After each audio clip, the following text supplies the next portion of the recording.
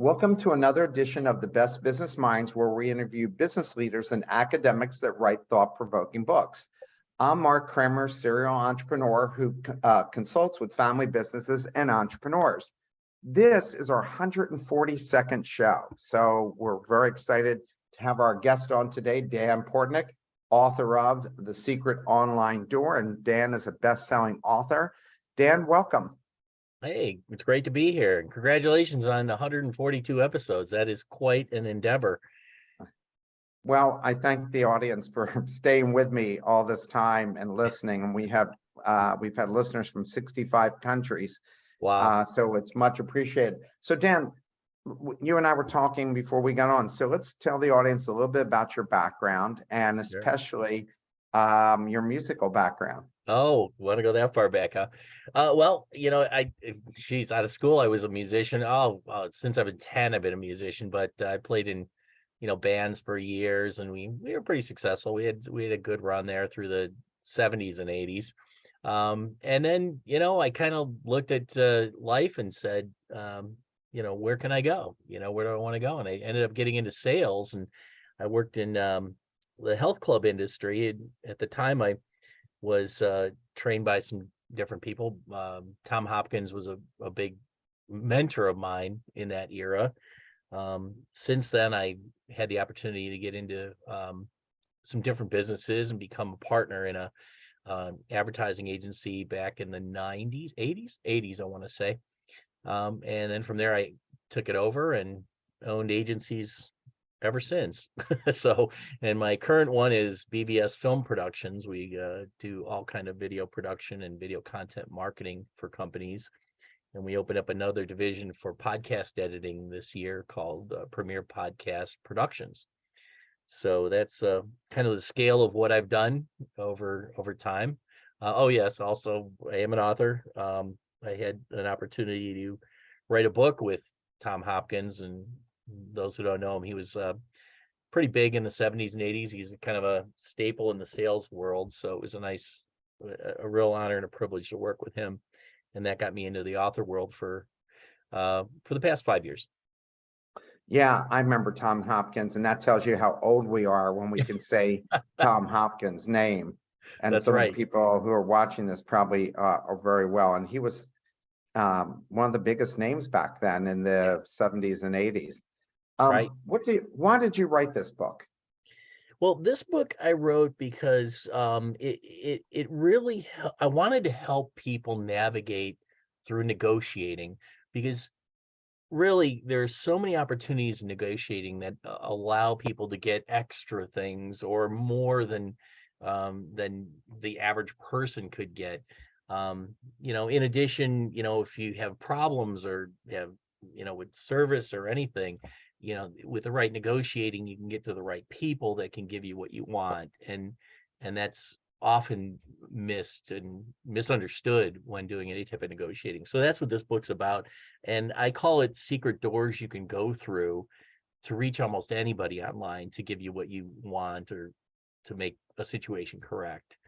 So we have a lot of CEOs and entrepreneurs and aspiring entrepreneurs that listen to the show. But before we get started about the book, what's it take to write a bestseller? Well, in my situation, I had a nice shortcut. I have been using the techniques of Tom Hopkins in sales for almost 30 years. He's got a very unique set of techniques that are timeless, and they work every time in sales. So as of maybe 7 or 8 years ago, I noticed all his techniques were working online, and we were closing sales without ever even talking to people. And these are B2B sales. So, that was starting to raise some eyebrows in my industry and myself. So I said, you know what? I've got to get out and talk to this guy and tell him what's happening. So I went through LinkedIn, I reached out to him, and he got right back to me. I said, hey, I'm using your techniques online, and they're working. And I think this would be a great opportunity for us to write a book together. And, I was just, I had to be fearless. I said, you know what, let's do this. It's going to help a lot of people, And so he said, well, you know what, you need to go to my assistant. She handles everything for us. I appreciate the offer. Send all the information to her, and she'll review it with our team and get back to you and let you know, we're interested. So I would say maybe 3 weeks went by, and I really didn't think anything of it. And then all of a sudden I get a call back from her. And she said, "Hey, my name's Judy from the Tom Hopkins Group, and we are very interested in writing a book with you." I'm like, "Okay, I'm an author now." Yeah, I guess. So we're going to try to be. So I was just kind of like flabbergasted. I'm like, "Wow, this is really great. What's next?" She says, "Well, we have some publishers that are interested in publishing this. And you know, anything to do with technology and sales, you know, we're in." So step one was a brain dump. She says, just write everything. So I wrote like maybe 20,000 words, just kept typing, didn't have to make sense. I never wrote a book before. I just knew these are my experiences. They took it in and they ran with it. And it was really nice. They helped put it in the order that it should be, whatever it took. And we just kept going back and forth, asking questions. It was about an 8 or 9 month process. When it came out, it became a bestseller within 2 months, which was really nice. And that put me on the track of becoming an author and really getting to know Tom. And since then, we actually wrote his life story. Well, actually filmed his life story documentary, which is out as well. So it's been a really nice journey. So that's the process I took to become a best-selling author, was working with Tom, and that helped. You're right. That's a good shortcut. It was a good shortcut. Because he has a well-known brand. So, Right. and that really helped for sure. Mhm. How's the pandemic changed job hunting and interviewing? Because you talk about this in the book. Yeah, you know what? Everything's become online for the most part. I mean, you know, video has really played an important role in the interviewing process. You know, via Zoom or whatever it might be.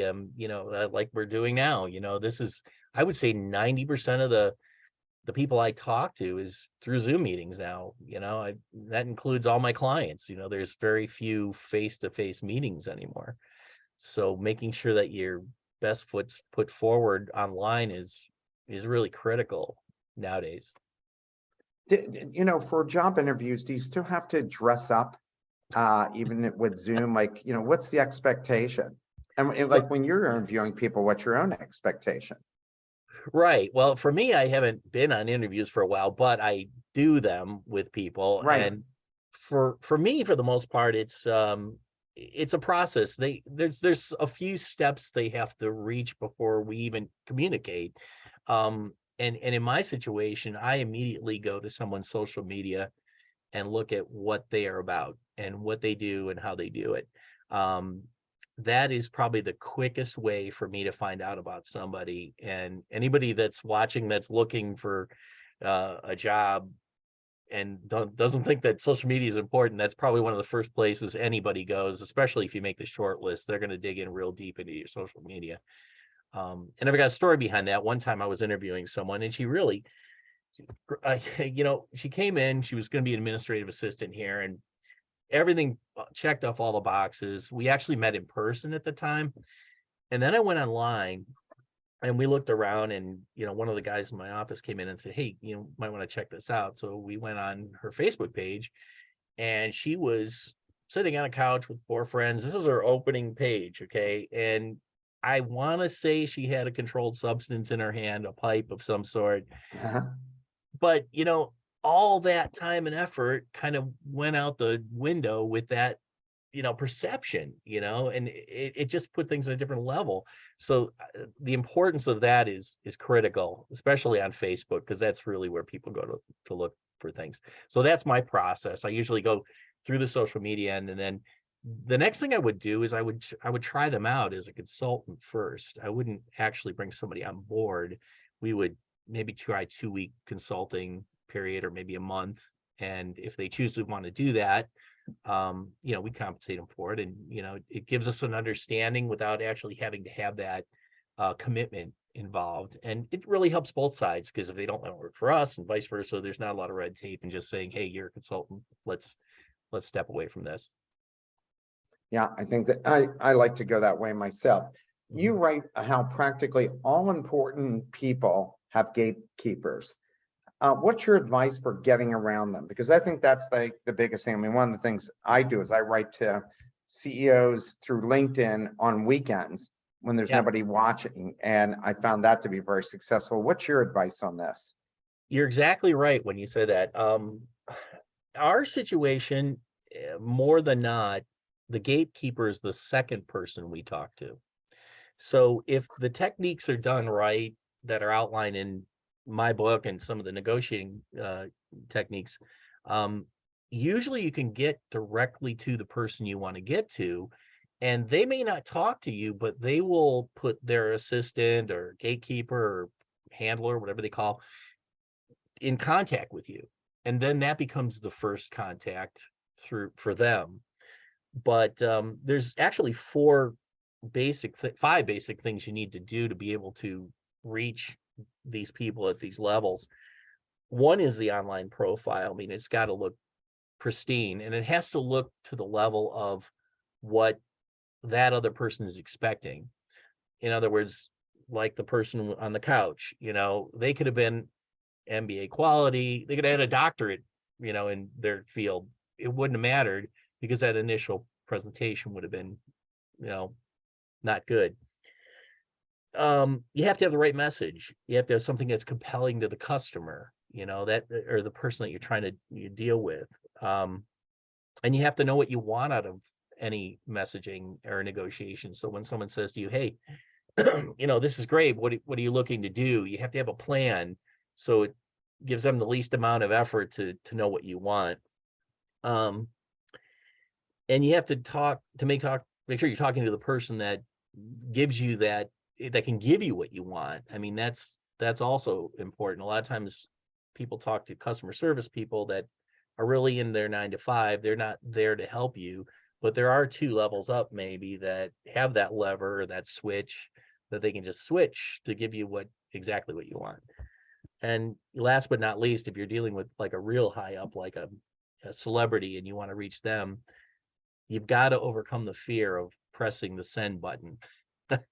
And that happened with me with Tom Hopkins. I got to the point where I'm like, this is a great idea. And then I have this little evil guy over here and this good one over here. Hey, it's a great idea. This evil guy's like, no, you can't do that. Who do you think you are talking to Tom Hopkins?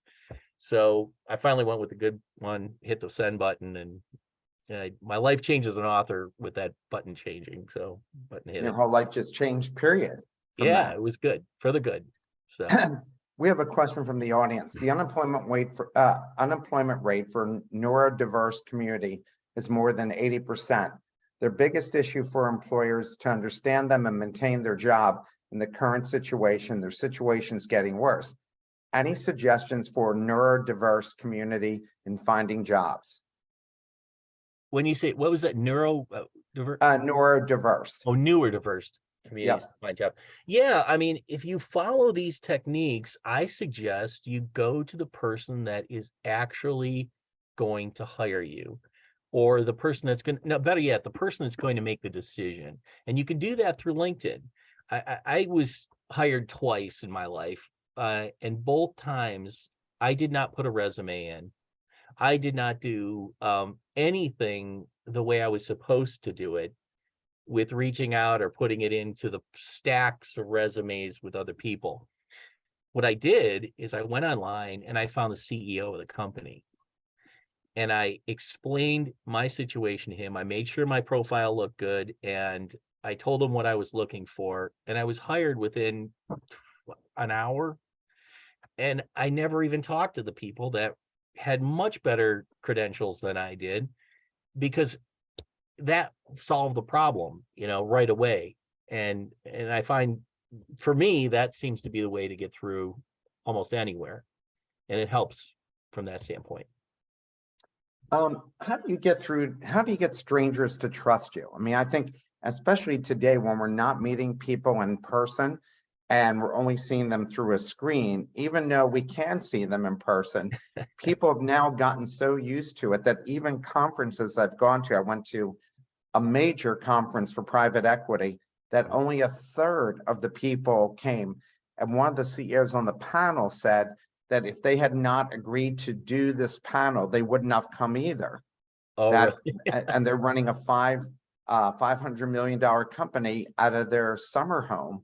Yeah. And she said, I'm in jeans talking to my top people and even my biggest customers. I don't dress up, nothing. And all the other people on the panel were saying the same thing, but it's really changed. So how do you get people to trust you that don't know you?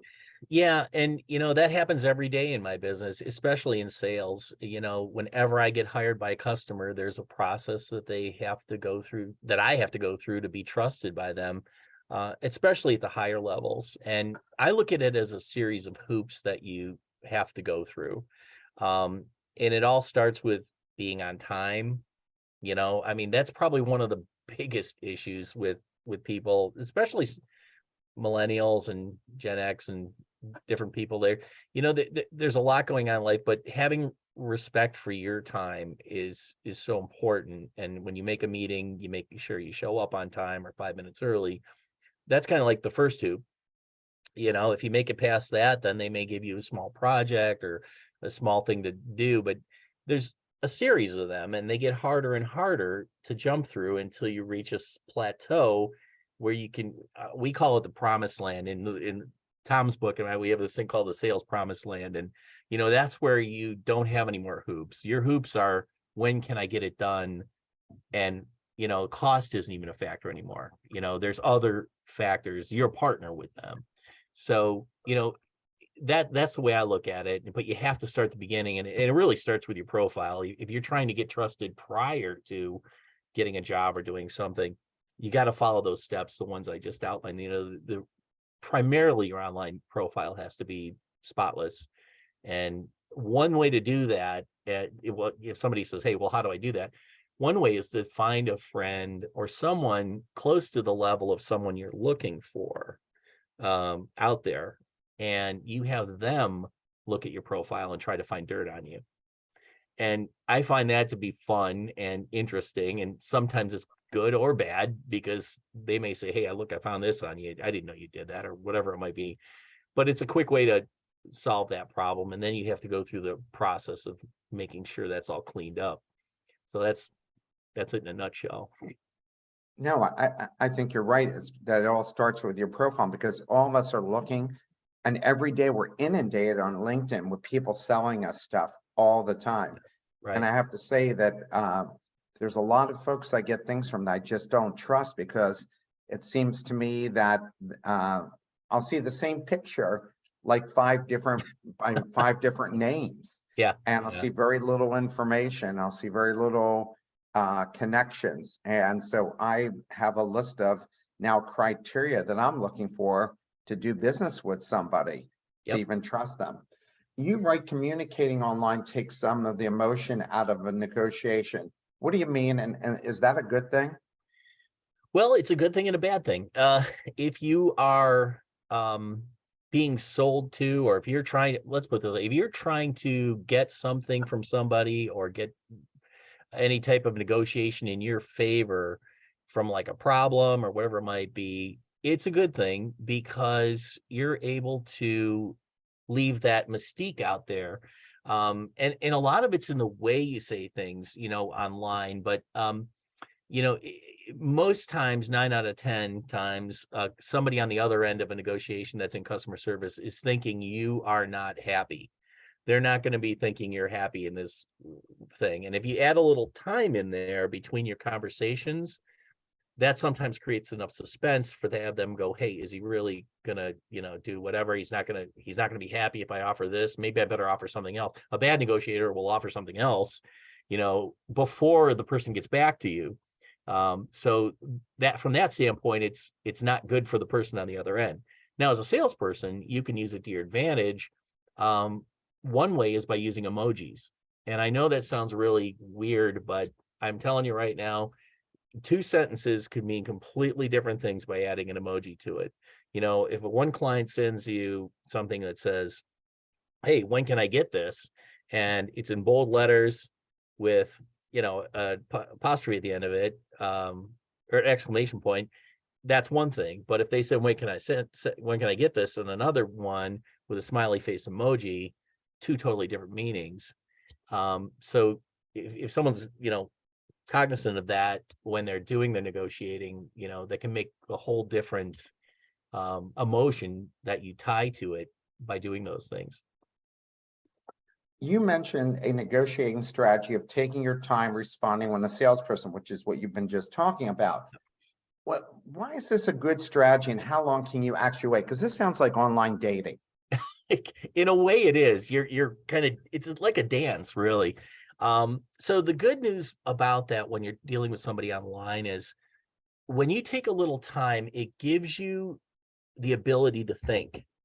Most people, when they're doing a live communication, with someone, you have to think on your feet, and you might say something wrong. A lot of salespeople are like that, where they haven't done a lot of it, so things could be said wrong. But if you take your time, you can actually research things with people. So if you make an initial communication, you could talk to them. What I like to do is when I'm doing, and sometimes when I go and meet a new prospect online, I'll go to their social media right away. And I'll look at some of the things that they do, what they're comfortable with, what they're interested in. And it just helps me to be able to relate to the customer better. So I look at that as a good factor. In the book, you write about how people embellish their online profile. How can you discern what's true and what isn't true? Yeah, I've got a pretty good test for that, similar to what you were doing. One is grammar. I mean, you can usually tell someone if they have broken grammar, if they're either from another country or whatever it might be. And that's like the first flag that goes up. The next one is how many followers they have. If they have 1 or 2 followers, yet they're an MBA and whatever they do, that could be an issue. Third, if their photo looks too good, sometimes that's an issue. Or if there's multiple photos, like you say, you've seen them on different vendors, all that, starts to bring up the spider senses, and you're like, But the final one that will always knock people out is, how about if we get on a Zoom meeting and we talk for 10 minutes, and make sure that you have your camera on. That usually weeds out 99% of the scammers or people that aren't who they say they are. And that's just the way it works. Yeah, I think I find that out in all levels of interacting with people, whether it's business or social. As soon as you say that, then they're like, well, I can't do it, but I'd love to do business with you. And, and then I just say, well, then I don't think we can be doing any business together, and move on. How do you get people to overcome their fear of failure, which you talk about in the book, which I've seen with aspiring entrepreneurs who can't handle the roller coaster ride? In fact, I recently worked with really super smart guy, and he just could not handle the roller coaster ride of entrepreneurship. I mean, when it's going up, he's like high, but as soon as something changed for us, like the investor decided not to invest or they put it off, it was like somebody had massacred his whole family. So this is fear of failure. Is that what this one? Yeah. Okay. Yeah. So there's a lot of things you can do for that. But the first thing I want to preface this with is that maybe not everybody is cut out for, that type of a world. You know what I mean? As a startup entrepreneur, you got to have a tough skin. You just do. And that's why most of them fail, because it's those two things on your shoulder. One is telling you no, the other one's saying yes. What if I don't? What if I do? There's so many things that come into play. For me, what I found that works is, repetition. Whatever you're doing, do, like if it's a presentation you're afraid to make, practice it prior to. There's so many different factors that can come into play for that. And just trying it, take small steps, take steps that are, baby steps. Maybe you don't want to start a gigantic corporation and go in debt a couple $100,000 or $1 million, maybe just start a home business and try it out and see how it works.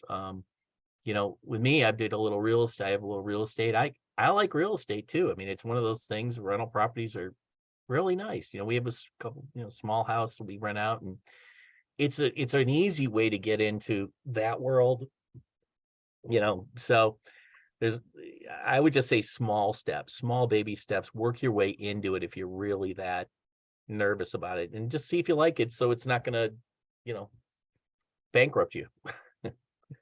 So along those lines, how do you overcome rejection and intimidation? I mean, that's a big thing for people. That's one of the biggest fears, business and socially, is rejection and intimidation. So what are your recommendations for how to overcome those things? Yeah, well, again, it's all perception. It really is.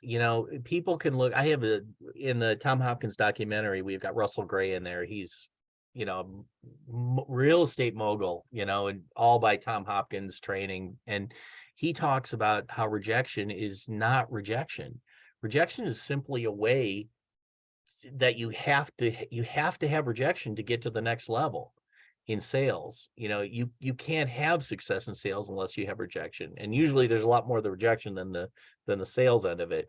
But so it's your perception of it. If you look at it that way, then you need more rejection to be able to become successful at it. The intimidation, it's the same thing with the perception. Let's say you're dealing with somebody online, and you're afraid that they're gonna reach through the phone and slap you around or whatever it might be.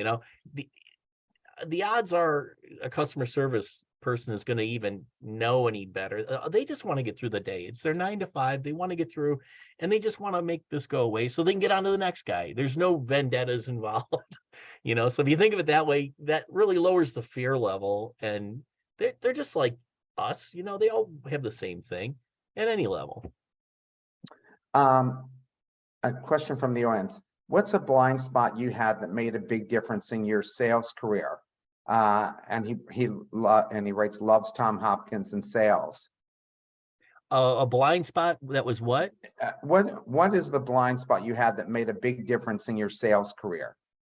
A blind spot I had that made I guess a blind spot you had and you overcame it.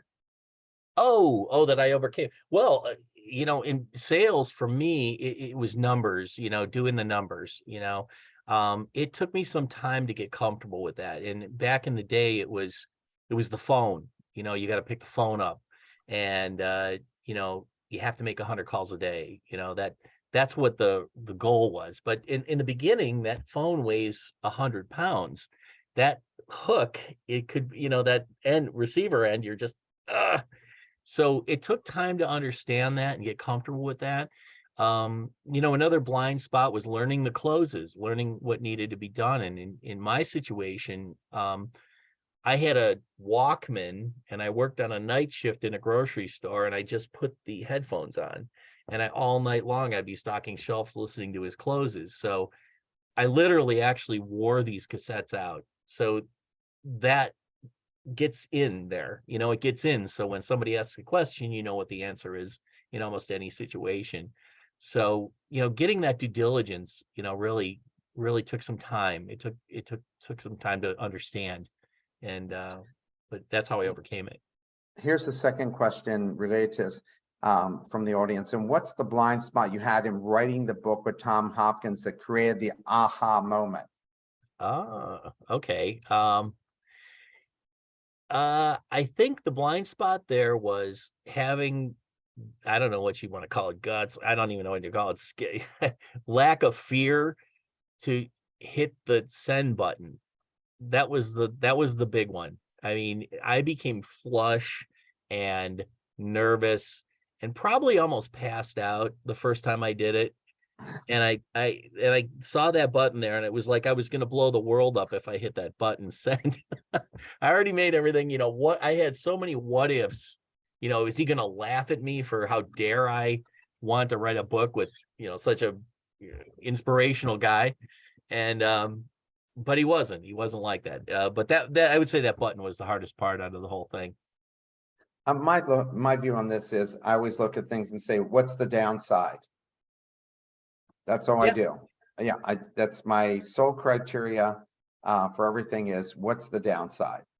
In the book, you mentioned people's fear of success, which sounds ridiculous, but it's true. Why do people fear success and how should they handle it? Yeah, in reality, fear of success is fear of the unknown, and on top of that, fear of responsibility. On what could be, what they could have, and the way to overcome it is to know it first. Because most people that have that fear of success don't understand that that's what that fear is. They might think it's something else. But once they realize that they know it's, hey, this is just a fear of success, I can overcome that. I can handle that. I can get used to driving in my Lamborghini, or what people might think of me, that's my take on it. And why not try? We're only here between the dashes of the two numbers on the gravestone, why not try? What do you have to lose? And if you do lose something, no one's going to remember it 100 years from now. Not Yeah. that big of a deal. Yeah, I'm 100% with you. I lived my whole life like that. Many times, especially in employment negotiations, people are asked, what do they want? And they surprisingly stumble, which you talked about this earlier here. How do you prepare for that question and not go too low or too high with your ask? Essentially, how do you make the right case for whatever it is? I don't have a lot of experience from a standpoint of the person being hired, but I've always looked at it as Well, even when the client, right? Like you're trying right. to get a customer, and Yeah. how often, especially if you're in consulting, the consultant will always ask, so what's your budget for it? And the person never wants to answer that question because Yes. they're Right. afraid if they say, Yeah. oh, my budget's 10,000. Oh shit, we could do it for Yeah. $5,000, 10,000. Yeah, it's its exact number. Okay. So So I got the answer for that. So the yeah, answer that works for me is I give a range, and I give several ranges if you have to give a number, to find out, to understand that. So, let's say for a video production project, they may say, well, what's it cost to make a video? All right, well, that could be $500. It could be $500,000, depending on what you want. So you kind of narrow it down and you say, okay, we have these packages. They could range from 500 to 1,000. And we have some packages that are 1,000 to 2,000 and some are 2 to 5,000. Is something in there sound like it might fit what you're looking for? And then the next person who talks is going to own that negotiation. So that seems to be a pretty solid way to handle that particular thing. and was that a Tom Hopkins idea or was that something you've come to on your own? That one I came to on my own. He might have came up with it. I haven't seen it in his books yet, but the range does work. And, at the end, I throw in a little tie down if we need to, would one of those work for you? Something that gives them a yes answer, because whatever budget it is, if they say no, then they're obviously not your client that you want to work with anyway. Why is it a mistake to make an offer in an email, as you allude to in the book? Yeah, I was trying to wrap my head around how that fell into the context. That was if I was making an offer as to a customer, or I'm Yeah. trying to think. Yes. I'm trying to think how that works. Okay, I now remember what this was. So what you want to do, if this was if you were a customer service person and you're trying to resolve an issue with someone that something went wrong. So the reason you don't want to make an offer right away is because your offer for the company to this person might be way more than what they really want. One of Roger Dawson's books, he's another mentor of mine. He's the negotiating master back in his day. He said at one point he worked for a toaster company, like appliances. One of the toasters started a customer's house on fire and ruined their floor. It ruined everything. And instead of saying, we're going to replace everything in your whole house, he said, well, what would you like out of this? And the guy said, well, I really just want a new toaster and maybe a little rug for my front thing, So he goes, I can wash everything else up and I'll be fine. So it's a win-win, you save money for the company, and at the same time you made a happy customer, but you didn't have to give away the farm. So that's why, making that initial, you got to find out what they want first for the most part. Well, Southwest Airlines is going to be doing a lot of that. Right. Yeah. And I think About they're going to airlines. I don't know yeah. why. Yeah, that's going to be an ugly situation for people who lost their entire holiday break, as I've read from friends on Facebook who picked Southwest Airlines and had their entire holiday season ruined by this. So that's going to be an interesting case study on how they go and handle this and keep and win back their reputation and trust with their clients, right? So if you were advising Southwest, what would you tell them? What was that? If you were advising Southwest, what would you tell them about how to, because their brand is taking an enormous hit. I mean, they used to be one of the most trusted airlines. Now they're probably least trusted airline. Yeah, I think the first thing I would do with Southwest is I would get everybody on a call like this and just say, we need to go over customer service 101 right now and make sure negotiations are handled in a level that puts the customer on asking them what they want versus offering something. Start there, hear what they want, and then negotiate backwards, and set a bar, on your end that you're going to stay within. But ultimately what that customer wants is they want to have,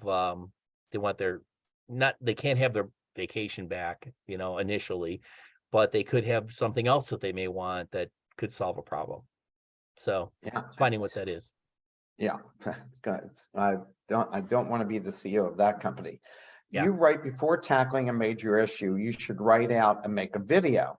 Please explain the value of this and how should it be organized? Also, what are mistakes people make when doing this that they should avoid?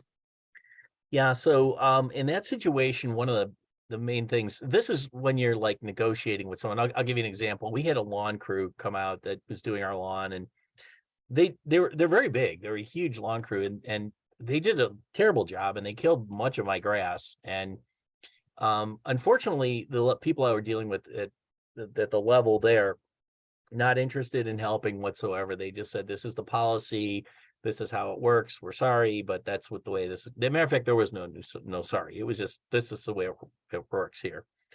So I actually did a couple of techniques, tried to get to the next level through some of the things I talked about in the book. And it was falling on deaf ears. And I was realizing that this is a situation where it's company-wide. So at that point, I just wanted to get my yard back where it needed to be. Wasn't planning on using them ever again, but that I wanted to do that. So what I did, and this is usually a last resort, I went out in my front yard, I took pictures of everything. I went to their Facebook page and I posted them on their Facebook page. And I told the story of exactly what happened. I didn't embellish. I said, this is what I feel happened. And I'm not happy with it. Probably within 20 minutes, and this is a national group. Surprisingly, their site was open. I'd say within 20 minutes, I got a call from someone in their IT department saying, hey, you know what? We're really sorry about what happened. This got to the VP. He got back to me.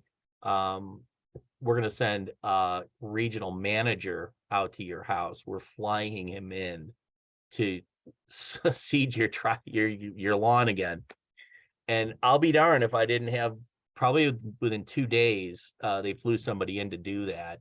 And the funny thing was, he was just as dry as the rest of the guys. He was just, it was just company wide all the way up. So that does happen, but at least I got what I needed done. I had my yard reseeded, and then we moved on to a different lawn company to do that.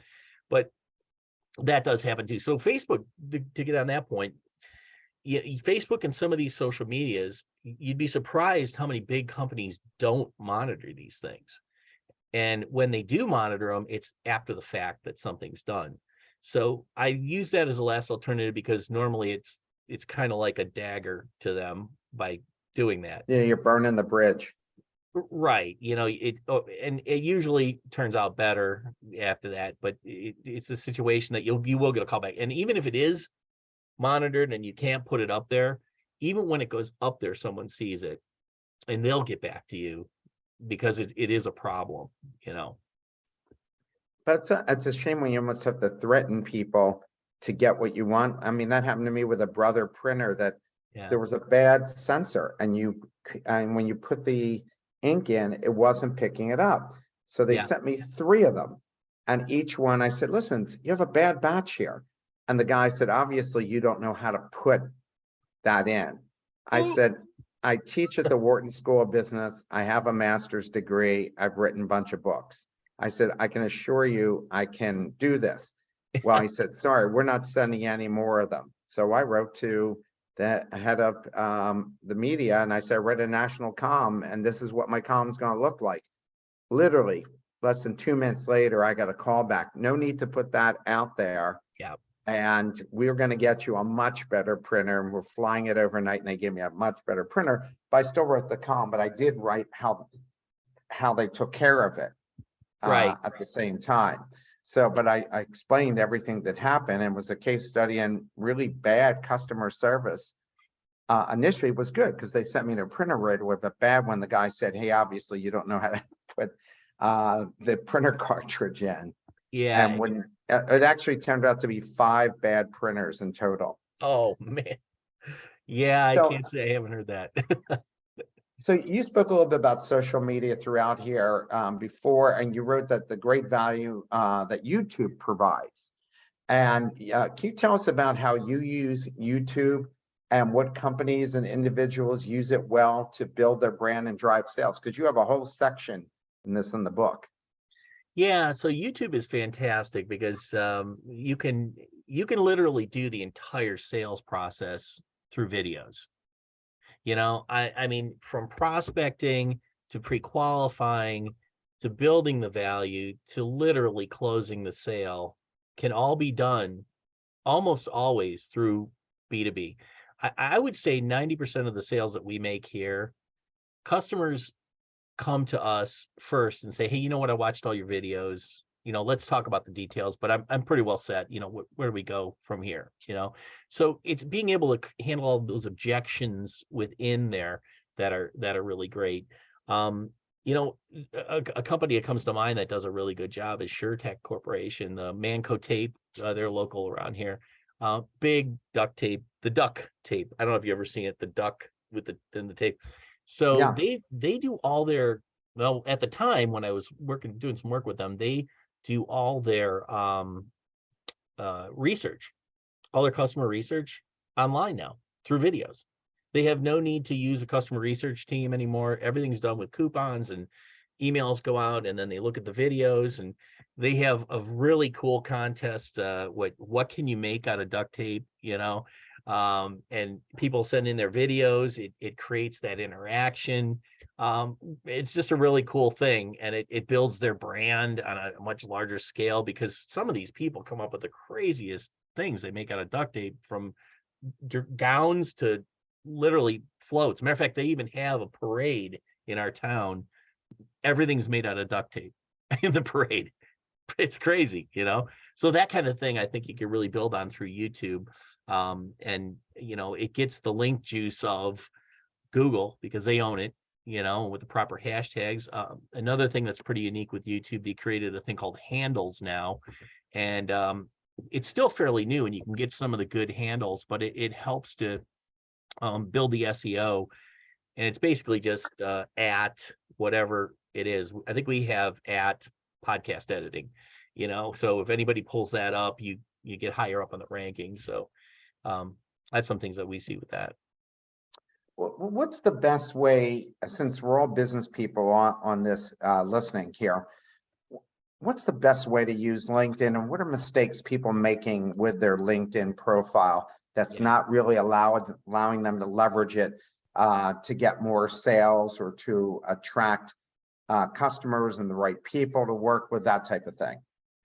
Yeah, so LinkedIn is the holy grail of sales and prospecting in our current world we live in. You can do anything from prospecting to reaching out to people, closing sales, developing groups. You can really drill down with their paid services into specific people you want to reach out to. I would say 90% of what we do goes through LinkedIn with our marketing right now. The rest is like word of mouth for the most part, but it's reputable, which is nice. Mistakes people do when trying to market through LinkedIn, they don't have their profile together properly. I think they try to use fictitious people to, like fake accounts to acquire leads and things like that, which are never good. And this year, LinkedIn's really, really cracking down on their algorithms for finding automated messages. A lot of automated messages are not done well. First of all, they don't like you doing them, but secondly, they're done poorly. I can't tell you how many times I would get an automated message from LinkedIn and someone would say, "Hey, would you be interested in this?" I would type back saying, "Yes, I'm interested." And not 5 seconds later, "Hey, great to hear from you. Would you be interested in this?" So it's a robot, and it's just hard to, I was really getting upset about that for a while. I was like, come on, this has got to stop. Lo and behold, LinkedIn came out with a thing now that this first of the year, they're going to be kicking a lot of people off that have automated messaging. So for any of those guys that's out there doing it, it's going to be a little tricky moving forward. I was really surprised about that. I didn't know that existed until this past year, because I would agree to connect with somebody, and then all of a sudden I would get this instant email back, and it didn't seem authentic or genuine, so I ignored it. Yeah, and or it's long, like paragraphs. Or they've written like War and Peace. Yeah, our messaging that works best is what's worked for me, and it's in the fill your funnel book I wrote with Tom, but it talks about how to develop a short message that's going to get results. All our messages are 1 to 2 lines, super simple. These are done through InMails. InMail's a process that with the paid service you could actually reach out to almost anybody, but you get very specific to that group, whoever you're going after, and you have 1 to 2 lines, and you have a video. Check out the video on this. I think it could be helpful for your company. It could, something that's interesting for them, that's compelling, that will make them want to move forward. And then a call to action. You could put your Calendly link in there. If you'd like to talk more, click on the link, or feel free to reach out to me anytime. Done. What's the profile of the type of people that make good customer service professionals, and what type of training should they receive that makes them come off as sincere and empathetic? So sometimes you can't train that in a person. You can, but it's the way I look at it is it's not what you say, it's how you say it. And you can train it. You can definitely train it, but some people, it's like nails on a chalkboard, and you've seen it. We've all seen it. They're saying the right things, but they really don't want to be there saying those things. So what makes a really good customer service person is someone that truly has empathy in their heart.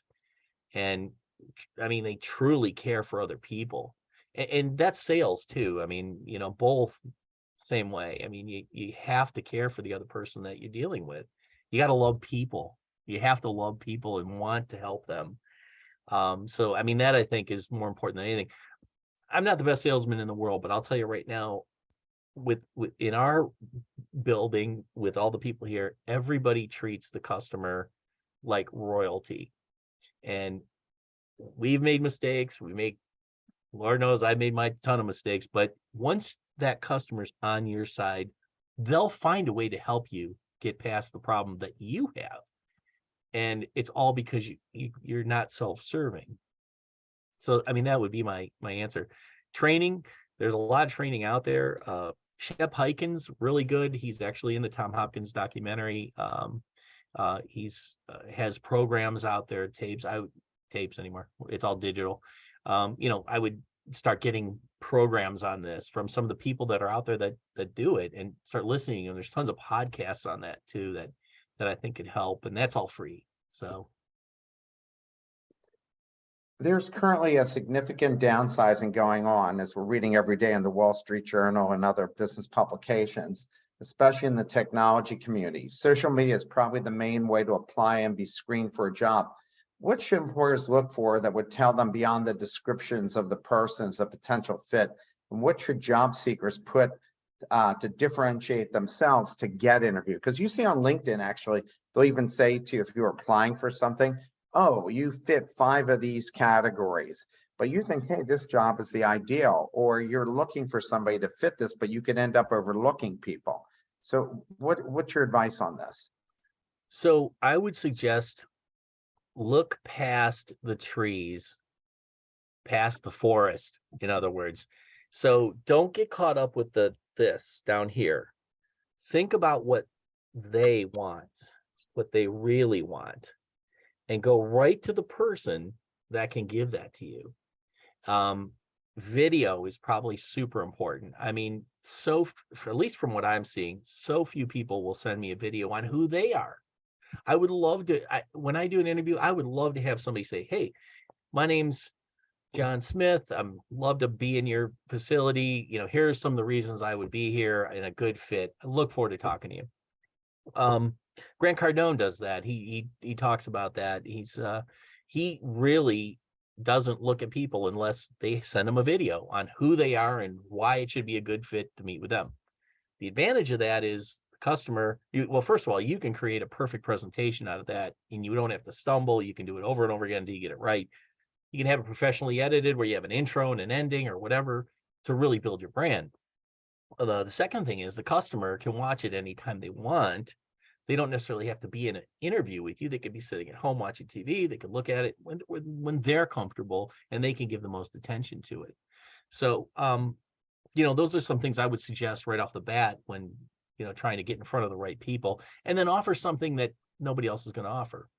Do the research on the person that you're going to be hired by or the company, and find out some unique ways that you can be different from everybody else, and put that in your video. Yeah, I think we always hear that from people saying, God, you didn't do any research on my company, whether it's selling the company or selling yourself to the company. We even talked about that before, how people write to me about having their bosses on my show and saying, oh my God, your show is the greatest and blah, blah, blah. And I go, oh, what's the book they wrote? Oh, he's never written a book. The whole show is about interviewing business book authors. Yeah. And right away, they've killed any opportunity I would even consider them. You wrote that you expect upgrades with every transaction. How does a business owner make that happen with vendors and suppliers without paying more or very little? Well, there's some simple techniques. I have a ton of these in the book, but a couple of them, I'll give you one and this could work for business owners. This could work for, you want to go buy a stereo set, get new tires for your car. One of the simplest technique is called a flinch technique. And basically what it is somebody gives you a price. All you do is go, and you just wait. The next person that talks is going to have that negotiation in their court. So I have gotten, I don't know, tires 50% off by just doing that one little thing. It gets real uncomfortable in the pause because first of all, the other side, it kind of throws them off guard and they're thinking, oh boy, this guy's going to be difficult to work with. But I've had guys just turn around and say, oh, you know what? How about if you give you 50% off on the tires? I'm like, okay, I think that could work, whatever it might be. So, and that's happened time and time again, depending on what it is. There's always a little thing you can get out of this. Try to think of some of the other ones. Yeah. Another one would be something as simple as saying, is that the best you can do? And just, there's that pause. You leave that pause in there and wait for the other person to talk. It's very much like closing a sale. Once you say you're closed, you just pause. Next person to talk usually owns the whatever it is. But on the other side, you said earlier, if you were telling the person on the other side, don't offer anything, ask them what they would like. Right, exactly. So if you have two good negotiators, it gets a little tricky. I find most of them that are like working retail, wherever they might be, they usually cave right away. And, and I even had one where I used my wife. She was pregnant, and she knew exactly what I was doing. And we were buying a stereo system, and it was probably about $8,000 at the time. Go into the store. She was perfect because she was like 6 months pregnant, and she was a little bit, irritated, understandably in the situation. And I would use yours, what was called a higher authority close. Car dealers use this all the time. And I walked in and I said, this is great, but I deal with my wife on this, and gave me the price. I'm like, I got to go back to her. And she was, over here stomping around. And I'd go back to her and I'd say it, and she knew what I was doing. We do this together. And she'd be like, oh, I can't, no way, So I come back and I'd say, oh, she's really difficult to deal with today. Is there a way we can, work on this and, better price? And so after about, I don't know, a half a gallon of sweating on his part, we finally got this to the point where he did it once, and they came back with even a better price with his boss, and we ended up getting it. But it was about an hour's worth of negotiating. I think he saved about $3,500. So, and today with cars, there is no negotiation, because you go to a car dealer and they go, okay, let's look up the best price in the region and we'll give you that. And my father, if he were alive today, would hate it, because he loved the negotiation, like stomping out, going back and forth, and and trying to play the guy and saying he got a great deal. I don't think I've ever met anybody who hasn't gone to a car dealer and said, oh, I got a terrible deal from them. Everybody always likes to brag what the great deal that they got. In the book, you talk about the skills it takes to be a good negotiator and what makes people bad negotiators. Please tell us what they both look like and how you developed your own negotiating skills. Yeah, so a good negotiator is not self-serving. They don't come across as self-serving. They come across as empathetic, and they have to know their techniques. There are some certain techniques you need to know, and you have to be prepared to use them. You also need to know what you want. I can't tell you how many times people come up to me and said, I tried to negotiate this, and I'm like, well, did you know what you want in the end? And they're like, no, I don't. Well, then you're going to take whatever they're going to give you. You're already backpedaling if you don't know what you want out of the negotiation. No matter how off the wall it is, you want to know what your bottom line is before you go into the negotiation. And that goes back to what we talked about before. Most people don't. And so that's why the customer service person says, hey, well, what do you want? And if this person comes, oh, well, I only want a new toaster, it's okay. But if you come in and say, I'd like my entire living room remodeled, and I'd like to have that done by next Tuesday because we're having a dinner party on Thursday, then you set the bar up here. And now they have to come back and find a way to meet you at that level. I have to say that I had a new dishwasher put in, and they dropped it off, but they didn't put it in. And they were supposed to.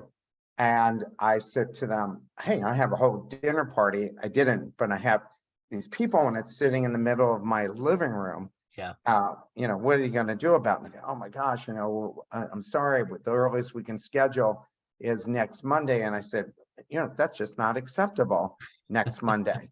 And so essentially, they almost gave me the dishwasher for free by the time they gave me all of these store credits. Yep. And then they actually sent food. Like, what was the place you're going to, thinking of getting this food?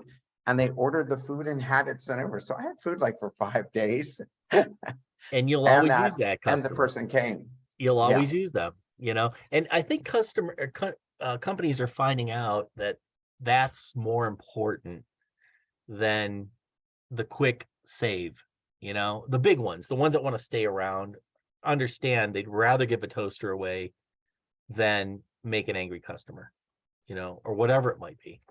So just quickly, and I have one more question after this, but someone from the audience wrote, speaking of negotiating, have you read the book Never Split the Difference? Have you read that book?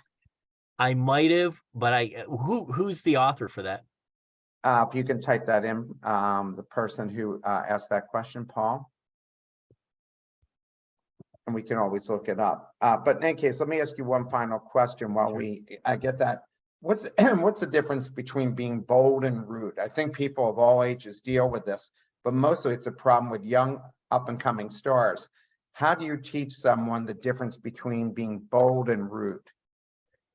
Yeah, so being bold is not self-serving. It is being slightly aggressive for the good of your customer, to give them something that they know will be good for them, but they don't understand it is, and to guide them into doing that through questions or whatever it might be. Being arrogant was the other one. So- Yeah, and being bold and rude. Rude. So rude is just what it is. It's being arrogant and self-serving, and people see right through that. And condescending, if you're condescending in any way, you may not think you're condescending, but other people do. You have to think about what those other people are thinking, and that's critical. One last thing on that is, I was interviewing Tom Hopkins probably 6 months ago, maybe 6 months ago, and he said, Zig Ziglar gave me one saying I live by in my life, and it's, if you give enough people what they want in their life, you'll get everything you want in your life. And they both have lived by that rule their whole lives, and they both were very successful because of it. So it's a good motto to stand behind, a good creed to stay behind. Dan, I want to say thank you so much for being our last guest for 2022. I want to thank everybody for listening today. And we're actually booked through the first week of October of next year. Wow. So we have authors every single Friday through October of next year. Oh, that's so I awesome. thank you for participating today. I hope you have a healthy and happy new year. I wish all of you to have a healthy and happy new year as well, and be safe. We'll see you all next Friday. Great. If you need to reach me, you can reach me at danportik.com for any reason. I will put that out to everybody and let them know. Awesome. Thanks so much. Take care and have a good New Year's. You as well. All right. Bye-bye.